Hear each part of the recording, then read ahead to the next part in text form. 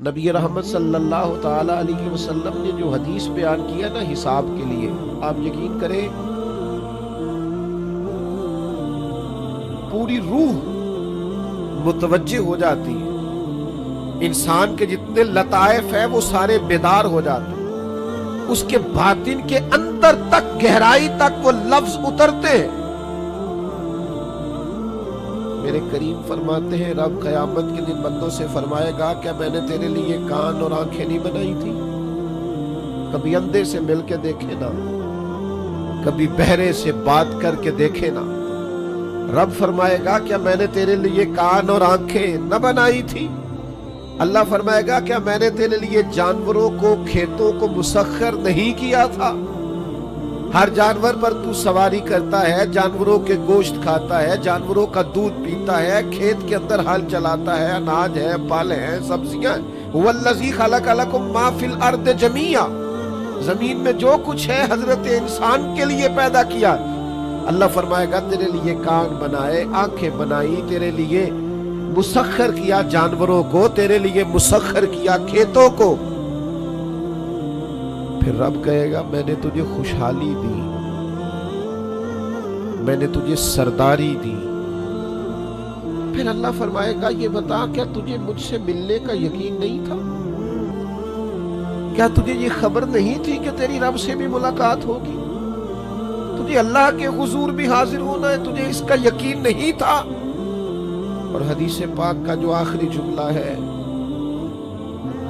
وہ ہر دل پر دستک دیتا ہے۔ حضور فرماتے رب فرمائے گا میں بھی آج تجھے اسی طرح ہی فراموش کر دوں گا جس طرح تو نے مجھے بھلا دیا تھا۔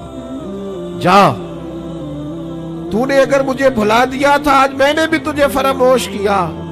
دعا کرو ہمارے ساتھ یہ سلوک نہ ہو، ہم تو مالک کے کرم کی امید پر ہی قبر میں جائیں گے، اس کی رحمت کی امید پر ہی میدان محشر میں کھڑے ہوں گے۔ باقی پتہ سارا ہے سردار نو کیتی ادا ایدہ پردہ پایا ہی تیرا بھلا ہو سی۔ خبر تو ساری ہے، پتہ تو سارا ہے، علم تو سارا ہے، سب سے زیادہ ہم جانتے ہیں کہاں کہاں نافرمانی ہوئی۔ یاد رکھنا اس کے حضور کھڑے ہونا ہے، اللہ کے حضور جواب دینا ہے۔ اگر ظلم کیا ہے ملازم پر تو جواب پھر بھی دینا ہے، ظلم کیا ہے گاہک پر تو جواب پھر بھی دینا ہے، اگر ظلم کیا ہے پڑوسی پر تو جواب پھر بھی دینا ہے۔ فَوَرَبِّكَ لَنَسْأَلَنَّهُمْ أَجْمَعِينَ، محبوب تیرے رب کی قسم، اپنے لفظوں میں بات کروں، اللہ کہتا ہے محبوب میں نو تیرے رب دی قسم میں انہوں پوچھ لینا میں نے ان سے سوال کرنا، اما کانوا یعملون، جو یہ عمل کرتے تھے پوچھوں گا، سوال کروں گا۔ میرے نبی پاک صلی اللہ تعالی علیہ وسلم کے غلاموں، اگر ظلم کیا ہے بیوی پر حساب پھر بھی دینا ہے، اگر وراثت کی تقسیم پر زیادتی کی ہے بہن بھائیوں سے حساب پھر بھی دینا ہے، اگر تربیت ٹھیک نہیں کی اپنے بچوں کی تو حساب پھر بھی۔ تم سربراہ تھے ایک ادارے کے، تمہارے پاس امانتیں آتی تھی، بچے پڑھتے تھے، مجموع کے مجمع تم سے عقیدتیں رکھتے تھے،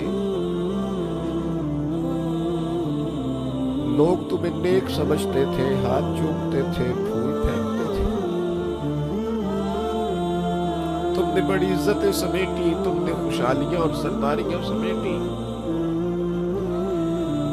فَوَرَبِّكَ لَنَسْأَلَنَّهُمْ، تمہیں حساب دینا ہے۔ آج بڑے بڑے لوگ حساب کے ڈر سے کانپ گئے۔ بغداد کے شیخ عبد القادر جیلانی حرم مکہ میں سر سجدے میں رکھ کے کہنے لگے مہربانی کرنا مجھ سے حساب نہ لینا۔ خواجہ حسن بصری کہتے ہیں میں حرم میں تھا، اپنے حجرے میں تھا، کسی کے چیخنے کی آواز آئی یا اللہ معاف کر دے، یا اللہ معاف کر دے، حساب والے دن میرے اوپر نرمی کرنا۔ فرماتے میں نے کہا کوئی گناہگار آہوزاری کر رہا ہے، میں جا کے تسلی دیتا ہوں۔ اور جب میں نے جا کے چہرہ دیکھا ماتے کلیجہ پھٹ گیا، وجود کانپ گیا۔ اور میں اس دعا کرنے والے کے قدموں سے لگ گیا۔ لوگوں تمہیں پتہ ہے وہ کون تھا جو دہائی دے رہا تھا کہ مالک حساب نہ لینا؟ وہ حسین کا کربلا میں تنہا بچ جانے والے صاحبزادے امام زین العابدین تھے۔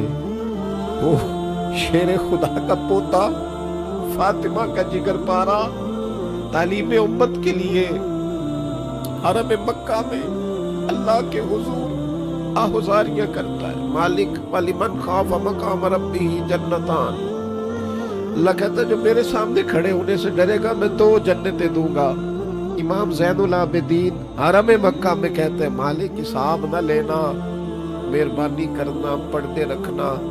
زین العابدین آپ کا تو پلو پکڑ کے ساری امت جنت میں جائے گی، آپ کے تو قدموں سے لگ لگ کے ہمارے باپ ہمارے دادا جنت میں جائیں گے، آپ کی دادی سیدہ پاک کے آنچل میں چھپ کے تو ہماری بیٹیاں پناہ مانگے گی، ہماری مائیں ان کے قدموں سے لگے گی، تو جنت کے راستے کھلیں گے۔